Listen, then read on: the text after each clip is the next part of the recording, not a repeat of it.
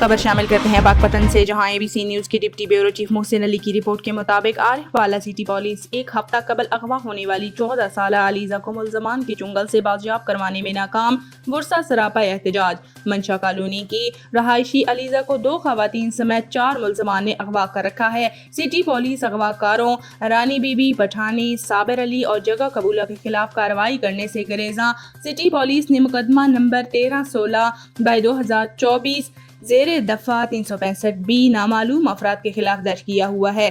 ورثہ کا press club کے سامنے احتجاجی مظاہرہ۔ ورثہ نے انصاف دو علیزہ کو بازیاب کروانے کے پلے کارڈز اٹھا رکھے۔ لڑکی کے والد علی اکبر کا کہنا ہے کہ ملزمان کے خلاف کارروائی کی بجائے الٹا مدعی مقدمہ کو ہراساں کیا جا رہا ہے۔ اغوا ہونے والی لڑکی کے والد علی اکبر نے وزیر اعلیٰ پنجاب مریم نواز سے نوٹس لینے کی اپیل کی۔